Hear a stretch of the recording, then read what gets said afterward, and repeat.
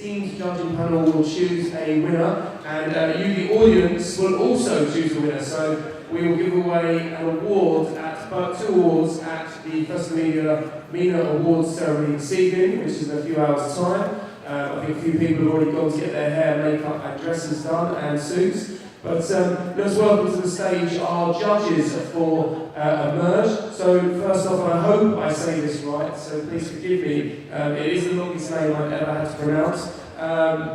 Abdul Rahman Abdi, the senior writer at the Crib, please come up to the stage.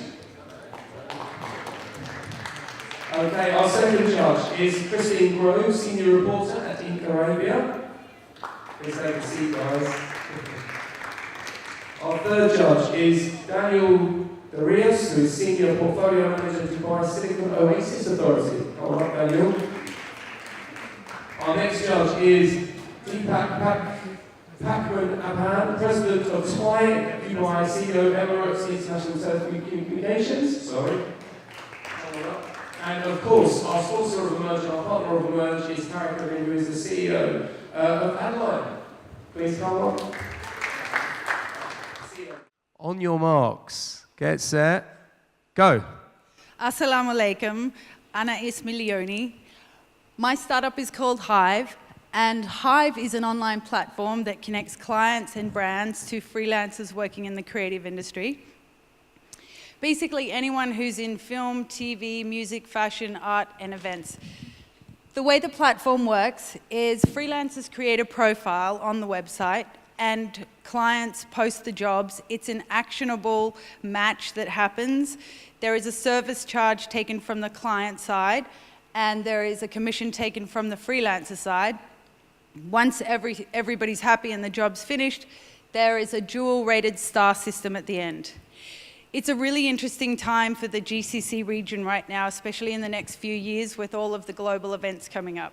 We have the Dubai Expo 2020, we have Qatar World Cup, Saudi Arabia have opened up their entertainment industry with Oprah Winfrey coming not once but twice later this year. They have Al Pacino coming next month, and they got 20,000 people at their first Comic-Con. My background is film, events and TV. I've worked in production around the world. I have an event company in Dubai. My tech team is in the UK, and Hive will be launching in beta next month. Shukran. Oh, wow. That was impressive. You finished with 5 seconds to spare. We like that. That is great.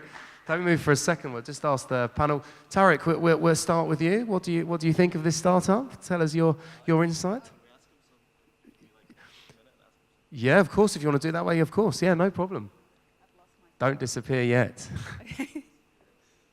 First thing is, there has to be other players other than you providing the service. So when it comes to your business model, how's the competition? There are companies like Nabesh, but they have web design and everything like that. Mine is specific for production people working in the entertainment industry and anybody that has to create content. So it's more of real live action producers, lighting designers, falcon trainers, drone pilots, that kind of thing. Okay. So you spoke about your experience in the space. Can you just tell us a bit more about that? Because this is a pretty hefty business that you're getting into, right? So yeah. What other things have you been involved with? I have been a freelancer forever and ever. I've worked around the world on lots of productions on studio films like The Great Gatsby, Moulin Rouge. I've worked on Olympic Games ceremonies in Vancouver, Beijing, Commonwealth Games in Delhi, Kazakhstan for the European Games, and a lot of different launches and different types of events. When I came to Dubai, I realized there were a lot of people wandering around, just talking, saying, hey, if you know of any work, let me know. And just it's a very transient society, and there's no real hub for production people that works, that has excellent customer service. And I want to create a central hub that everybody comes to for production. It's not a directory, it's an actionable posting jobs, creating jobs kind of a system. Thank you. Most of the producers here base their recruitment on the relationships that they have with these freelancers, and they make it unique to themselves. So how, once you publicize the site, they lose this opportunity to differentiate themselves. So how do you address that concern of producers? They have their own relationship. They'll have 10 directors, they'll Yeah, have of course. cameraman, they'll have lighting. Yeah. It actually doesn't close it off to those people. They can still come onto the system. It just gives them a greater range of looking for work in the whole region. It's a star-rated system, so they get to build their profile. Existing relationships happen, but I also know that sometimes it's a mate helping out a mate, and they're not necessarily the best matched for a particular job. But coming up with the amount of events that are going to be happening in the region, I think, like I said, there's more than one chicken shop, so I think there's room for a lot of people in this area.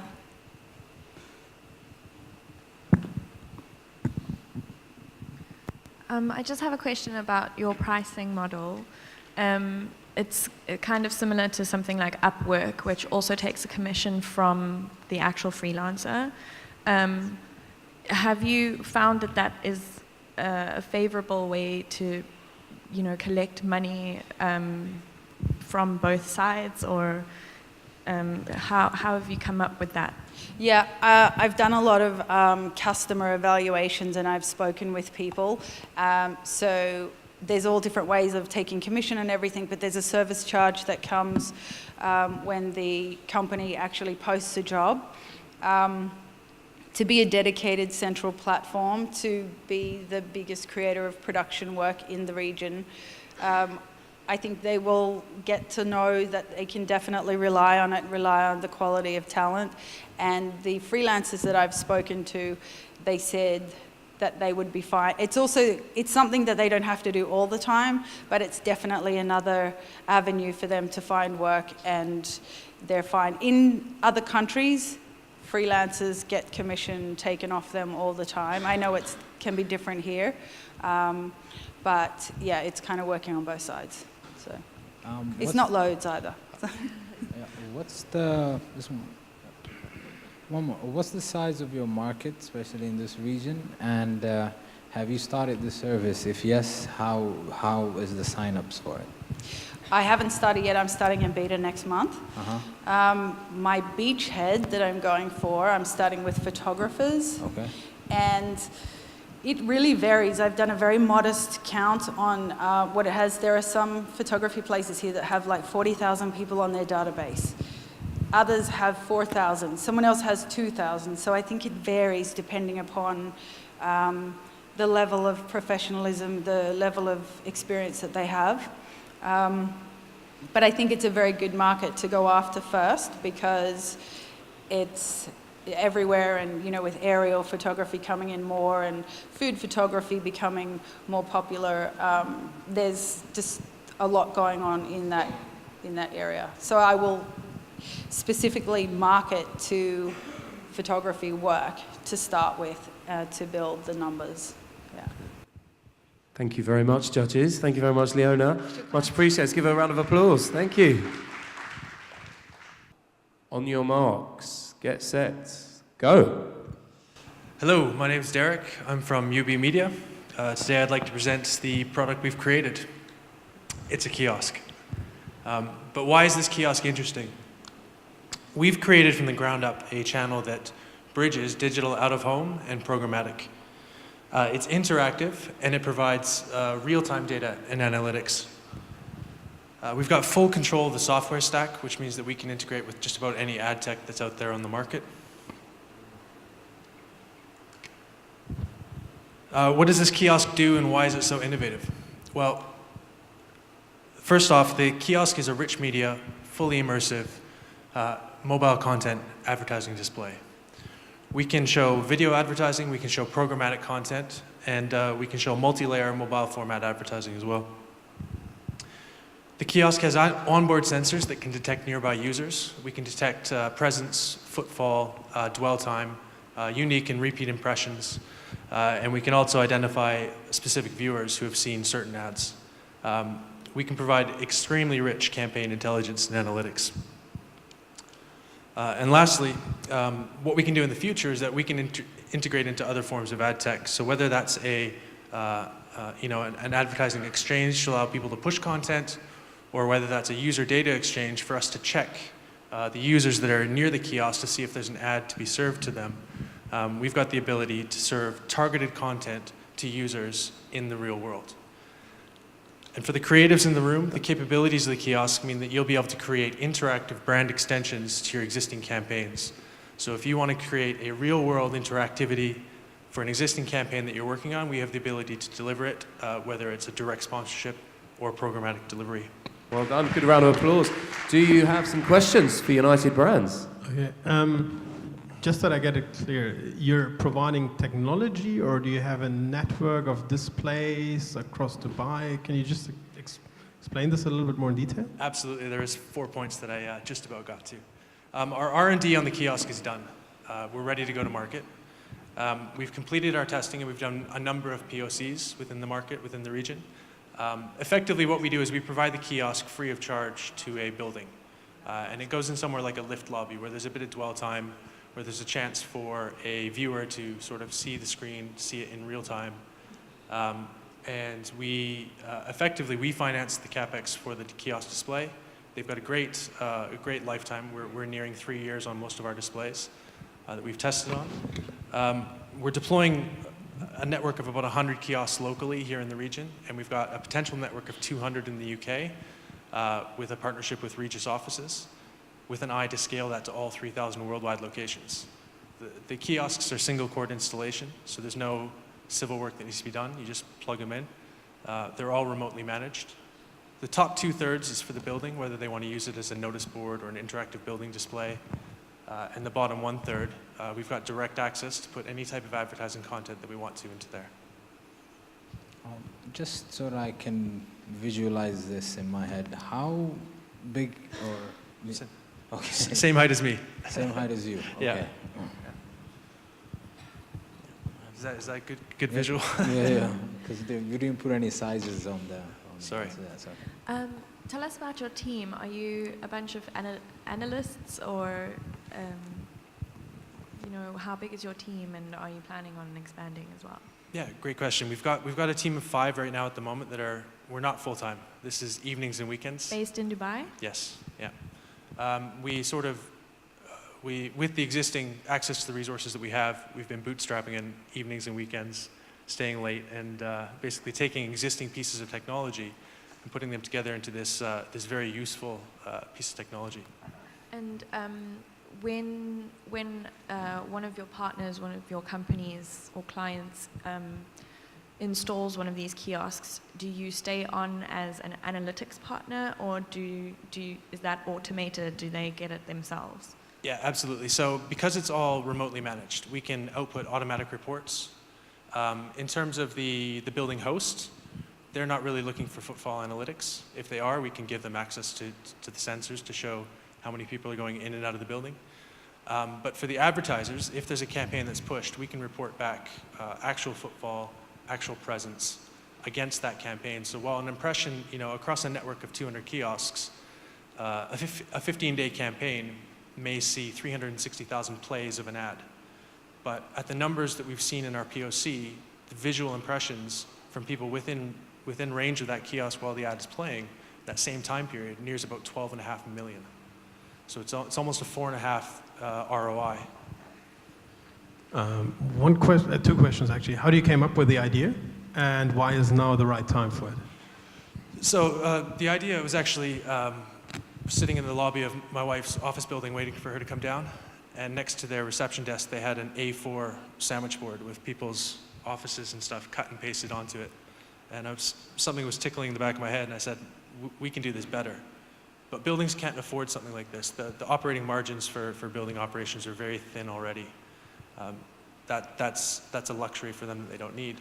So if we provide them the tool free of charge, if you look at a developer who's maybe got 20 towers and wants to send out a reminder about quarterly building dues, they have to go contact each building manager, make sure they put up the notice, make sure that it's worded properly, whereas instead the estate manager from the head office can post that notice to all 20 buildings at once.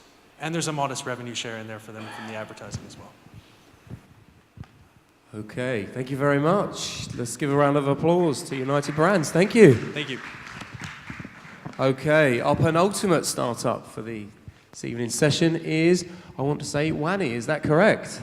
Wani, there you go, Wani. Here you go. Please take a place on the stage. Let me know when you are ready. Let's get the timer prepared. Okay. Ready? Do you need that piece cut? No? Okay.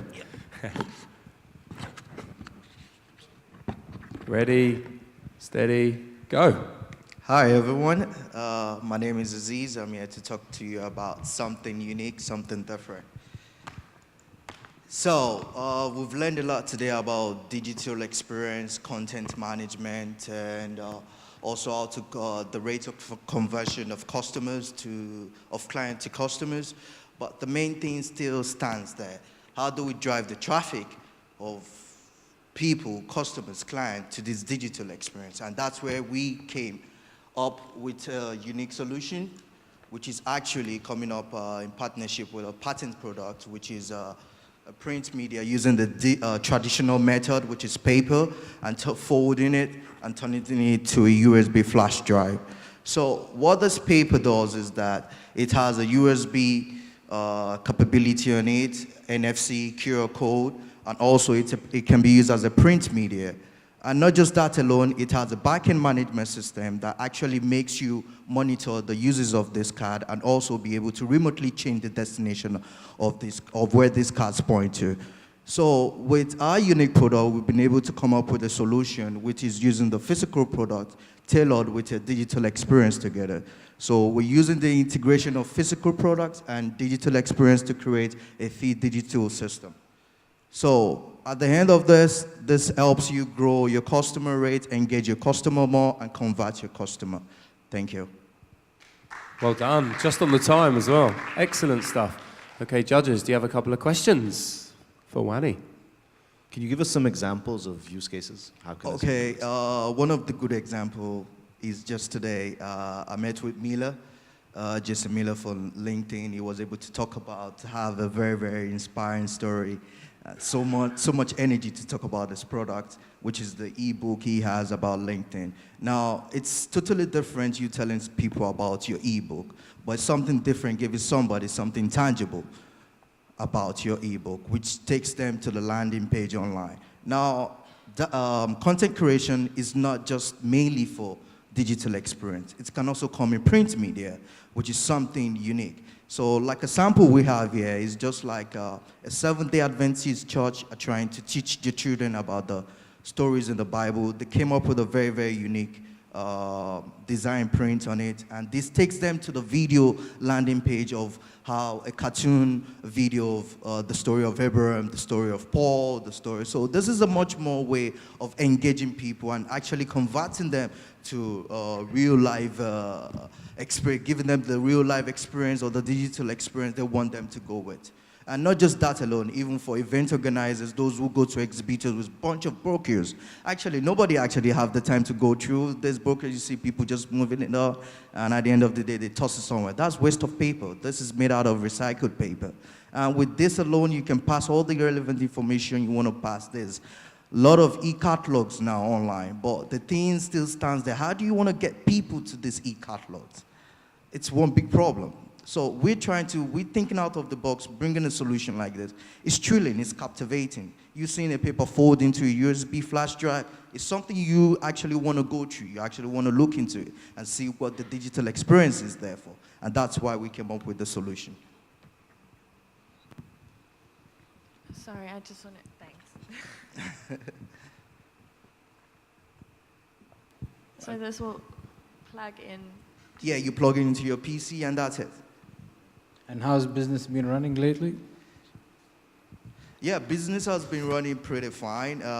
We were at STEP conference, and that's one of the places we met some great investors who are now VCs to us, and now we're planning to approach the market in a much more proper way and set up ourselves in a much more proper way to reach our target audience.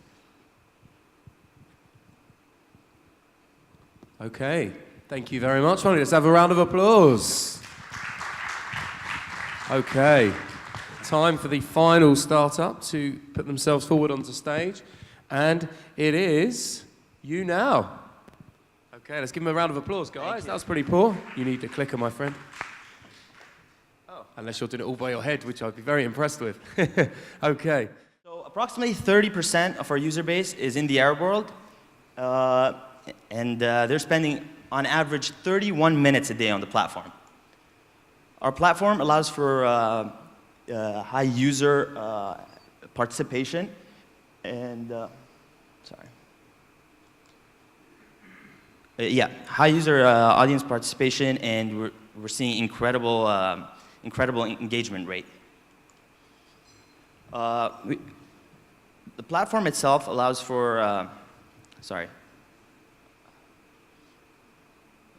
the experience is optimized for both the broadcasters and the viewers.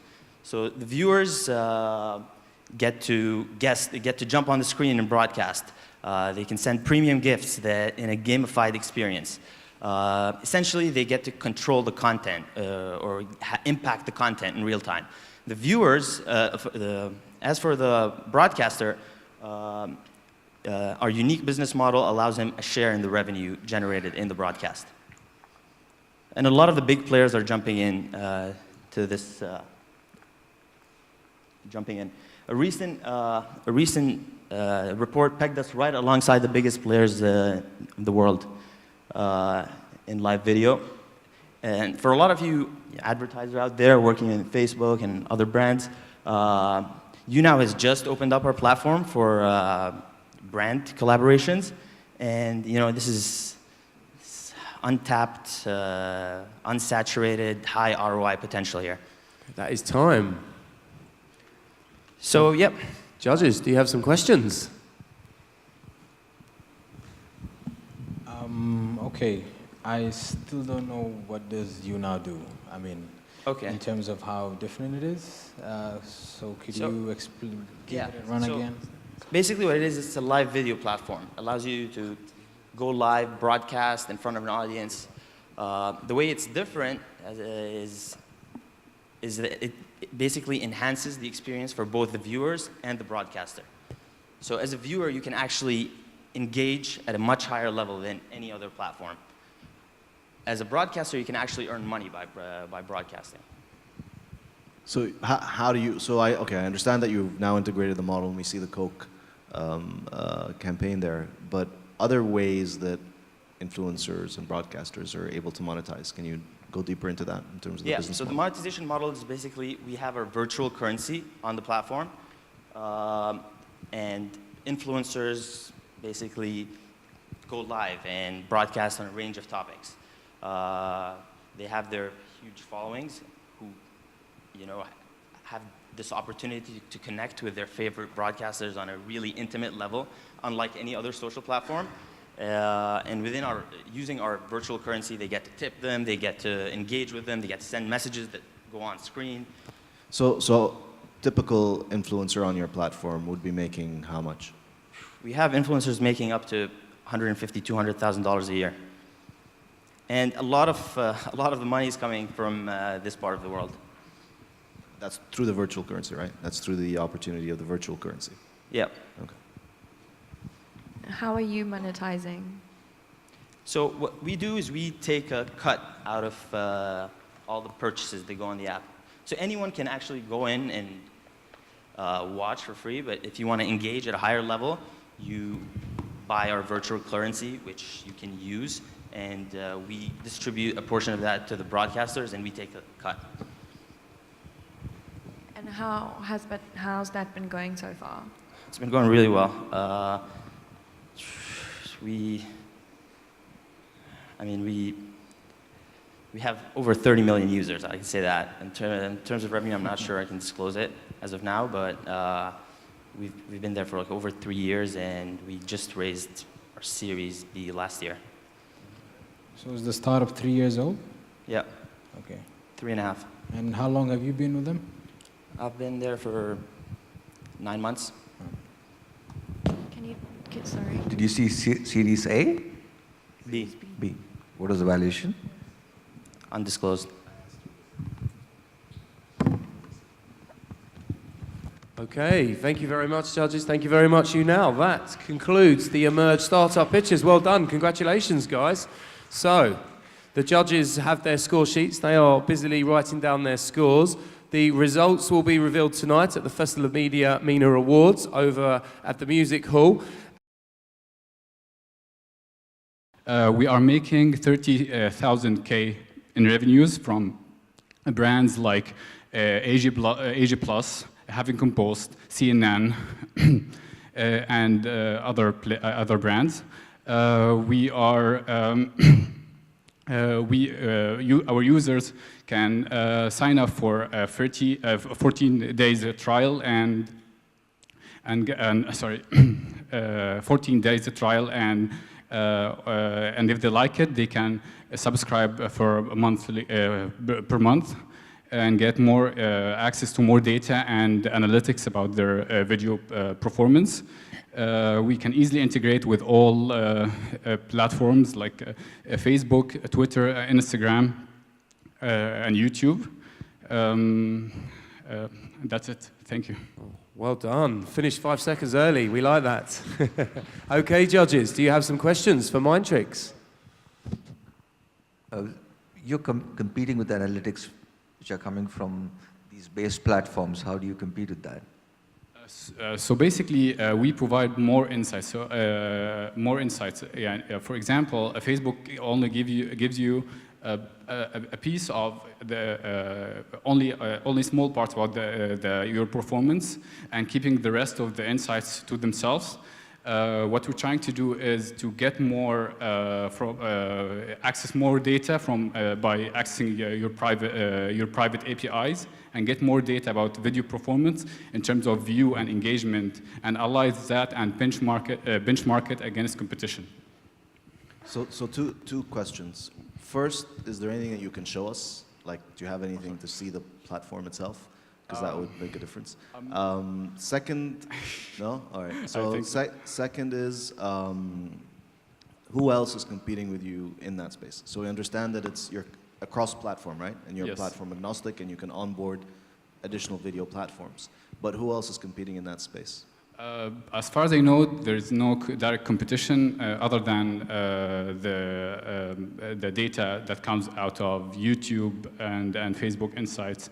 But I mean, because we have our own benchmarks that allows you to get a standardized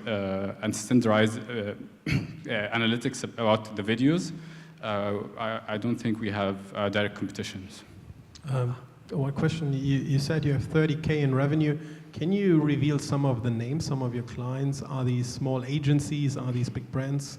Yeah, I mean, we have several agencies from the region, like Hug Digital, The Planet, and these are some of the agencies.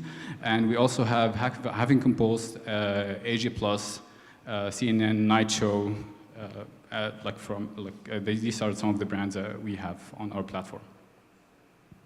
How long have you been running? And well, I know you gave us a number. Could you just give us your yearly turnover, since basically looking at the growth since you started? Can you repeat the question? The first question is, when? Almost a year ago. We started a year ago. Yeah.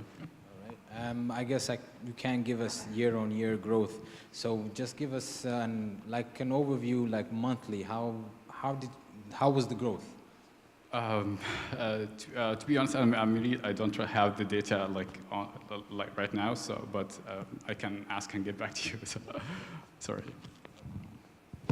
Okay, thank you very much, Mindtricks. Thank you. Give a round of applause. Okay, and the clicker, my friend. Okay, next up we have United Brands. Come up to the stage. Here you go, sir.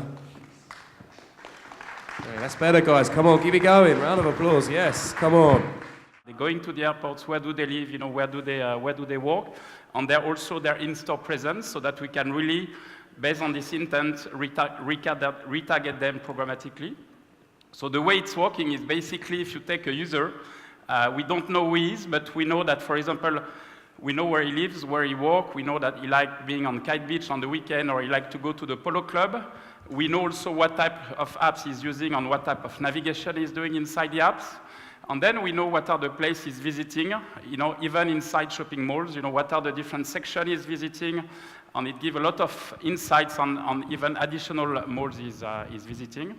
And we are using all this data collected to retarget him, programmatically and automatically activate. So he can be either engaged inside the stores, inside the mall. That's 90 seconds. Okay, thank you. Thank you very much. Judges, do you have some questions? Where is the beacon integrated? So where do you have the beacons currently? So basically, the beacons are deployed in shopping malls. We've been starting the rollout in few shopping malls. We are in the aisle of the malls, and basically at the moment we are building our audience to really boost, the discovery of the beacons, in order to really drive better market penetration on the beacons. So you're using geofencing, and then you're going deeper into the mall, and you're able to then, so you ping through beacons, and then you're able to know where that user is, but you don't know if they go into a store, or do you know if the retailer is deploying the beacons inside his stores, he's able to look at that, So we have beacons in the main aisle of the stores, and we are also being able to work on the online to the offline attribution, because one of the biggest challenges on mobile advertising is that you do display advertising, but you are never able to track, the end visits. And based on that, we can really work on attribution model, on a cost per visit type of model. Does your beacon technology require the customer or the visitor to have, apart from anything else, did they need to switch something on?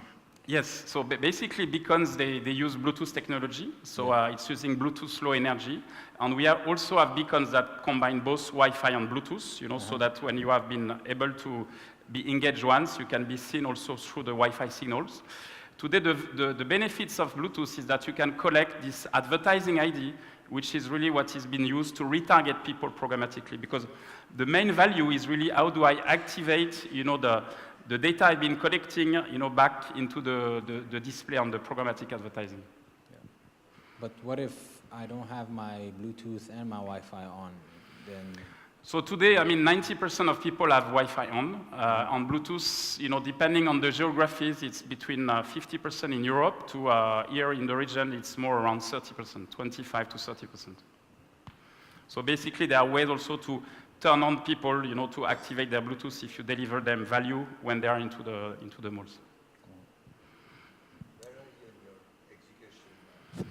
So basically, the company is 2.5 years. We are operating in the MENA region, and basically we are closing fundraising to really scale, our rollout, because we want to deploy our own proximity engagement network, across multiple malls on multiple geographies, mainly in the GCC.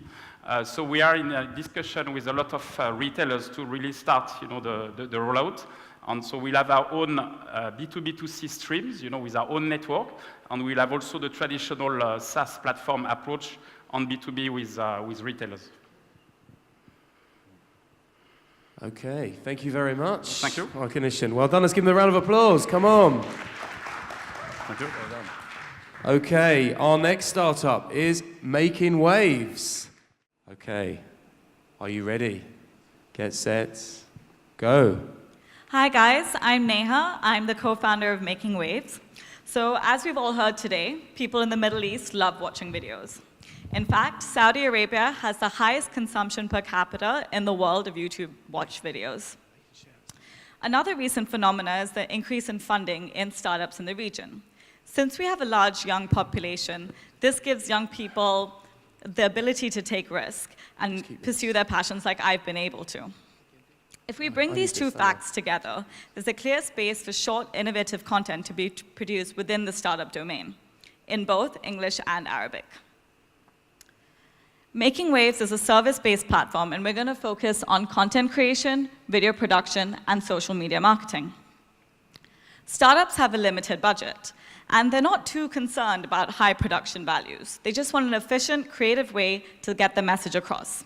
So we work with them to produce short videos primarily for their social media and tackle the problem of the limited attention span us millennials have. So we launched in the summer of last year, and we have an awesome team of 4 people right now. We've worked with 15 startups and 1 VC so far, and we're in the process of hiring people to start our Arabic video content as well. Since I have a finance background and we work mostly with tech startups, we understand the importance of scale. So in the future, we look to use technology and set up automated video production process by setting standardized templates and processes to reduce our turnaround time for the startups. That is 90 so that's us making waves, a startup serving startups. Well done, just in the time. We like that. That was good. Well done. Okay, judges, what do you have any questions for Making Waves? There are a number of people doing short form. How do you scale? Because do you work with other producers of content, or do you just curate content or develop your own? So right now we're just developing our own. In terms of scaling, we are actually working right now to create a standardized template. So what we've done is we've done a survey where we've spoken to startups and saying, what kind of video do you want to explain your idea, get across? They don't have thousands and thousands of dirhams of budget. So we've created a survey being like, send us screenshots of your app. We get on a call with them. And then they have different questions. So what kind of video they're looking for, what kind of voiceover do they want, English, Arabic, and we're trying to set a set form with that. And then we can have that template on our website and be able to access startups not just in Dubai itself. But we haven't implemented that yet. That's just something we're looking to do right now to scale out. So your revenue comes both from YouTube as well as from the... Our main revenue source is our video production services because that's where the margin is. So we charge the startups when we create a video for them. And we also charge when we do the social media marketing for them. Question, how big can it become in the long term? What do you think? How big can it become in the long term? Is it a $5 million business? Is it a $500 million business? Because like we just heard, scalability is probably a big issue here. Yeah, absolutely. So the reason we think we can target people outside the region, and that's the only way to do it, is through technology and having set templates. So for example, if a startup wants to attend an event and have like a pitch competition over here and create a video out of it, we hope to eventually have an app where they can put in, we're working on this right now, to put in like different scenes, different B-roll, where they can curate it together, and it can be on a subscription-based model where they can create 5 videos a month, 10 videos a month, because otherwise us working on each video, producing it, it's not scalable.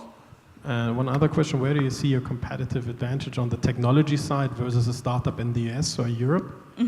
So in terms of the startups in the US and Europe, in fact, I would say actually we have most of our competition coming from India, with a lot of apps coming out where they let you put different parts of video together. There's a few things. Some of them are not, I've not found one app yet that's tackling everything together, where it comes to animation, a live video, voiceover. Nothing's bringing it all together yet. I'm sure in the Valley someone's thinking of that right now, and it's going to be there very soon, but I haven't seen it yet. There are big ones here like U-Turn. How do you compete with them? Sorry? There are big ones here like U-Turn, who've been in the market, in the Saudi market, 5-6 years now, doing the same thing. Yeah, I mean, the competition is definitely very, very high in this, especially in the video production space. Everyone's doing it. It's obviously the place to be. We think we have a competitive advantage in when we work with startups, we don't say, this is what you want, and this is your proposal, and this is 5,000 dirhams or 6,000 dirhams. A startup comes to us, and usually how it works is being like, we have X amount of money. What can you do with us for this amount of money? And we say, okay, we can only do a 40-minute shoot and that amount of money, and we try work within their budget and see our spare capacity. Okay, wonderful. Thank you very much, Making Waves. Give a round of applause. Thank you. Okay, I will grab the microphone. There we go, just before you go. Thank you very much for the clicker. Next up is Mind Tricks. We have passed the halfway mark, so I'm hoping you've been impressed so far. The judges are certainly impressed, asking a lot of questions. Yeah, it's a mobile app where the influencer register in the mobile app, and there is a specification for sure for the influencers. There is no fake people to use that mobile app. And once the influencer is in the mobile app, he can see, as you see, he can see the campaign, and he can open it, see the categories, see everything. If it's matching his interest, he can apply, and then the campaign is rolling with him. Okay, thanks. And also in the hash, moderate the content for the brand safety. So you're the middleman between the brand and the influencer? Yes, yes. And then how do you monetize that? Sorry. So there is an approval for the post. Once it's approved, it will go live. Because each campaign has a special specification in terms of the shooting or in terms of the videos and in terms of the post. How do you monetize? Was that your question? Yeah, how do you monetize How do you make that? money? How do you make money out of that? There is a budget. There is an option where the client he accesses the platform where he select the budget for the campaign. Let's say he want to do a 20,000 budget. The 20,000 budget allowed him to get an X numbers of influencers in this range or in this area. It's depend on the specification that will be in the platform. Once he opens the details, it will show him all the requirements, area, range, budget, type of influencer. There is a fashionista. There is And then you take a cut from that. Yes. Can you define success of a campaign? So how do you measure it? It's number of the engagements. Because we're focusing in the middle, the macro influencers. Because macro influencers have a better engagement.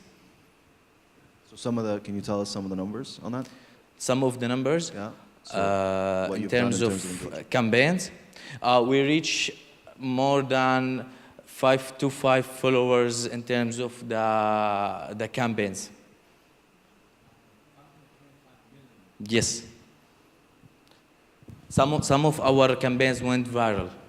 And how long are you guys been operating? 18 months. 18 months? Yes. One question, what is the market entry barrier for a new player to do this? Sorry, again? What is the market entry barrier for a new player? So I can start tomorrow and run such a platform, right? Yeah. Okay, so how do you protect yourself against it? What's the competitive advantage on your platform versus others? Because it's a fully automated platform. Usually, once you want to do this, it's the competitive side is the agency and how you do the automated campaign, and the other side is your influencers. The power of the influencers in your platform. So there are no other platforms? We have around 220,000 influencers in the worldwide. But what about your competition? Is there one? Is there someone There is no a mobile app or a platform like In the Hash doing a full automated campaigns. There is in the market platforms where you can do a direct booking influencers. They have a list of influencers where you can go and book that influencers. Here, it's a different category in terms of the booking different influencers in the same time or running the campaigns is not upon the influencers, it's upon the engagement or upon the viewers. What about Susurus and those guys that started, they launched out of, I think, more than a year ago, and they were part of Flat Six. They were doing influencer marketing. Do you know influencer marketing, Susurus? Direct booking? I mean, they have a platform. The platform, once you have a platform, let's say you have a platform of influencers, I can go there and see my influencers there. I have, let's say, 100 influencers in the Middle East. I can go and book directly that influencer for my campaign. But in this case, we launched the campaign, and influencers, participate in the campaign. So maybe I can see the campaign, but I don't want to participate in it. I choose what's something related to me. Let's say the influencer want to earn money, so he download the app and participate in that campaign. So the different way that in direct booking and this way of the campaigns. So you provide the analytics as well? Yes. Okay, thank you very much, In the Hash. Give me a round of applause. Oh, thank you very much. Okay, our third startup of the evening, Iconition. Iconition? Yes. Perfect, this side, beautiful. Trying to fox me. There you go. Yeah. Okay, let me get the clock. That's it, guys, keep it going, come on, woo! Let's welcome them up. Okay, are you set? You ready to go? Okay, ready, steady, go. Hi everyone. Let's imagine that we want to run a campaign through the social media, especially influencers campaign. So the first step that you need to know the right influencers that you want to book. book the influencers, find the influencers, negotiate with him. Let's say we have a 20 influencers. Oh, it's a long story to do at this campaign. But within the hash, we make it easier. We make it through a few steps.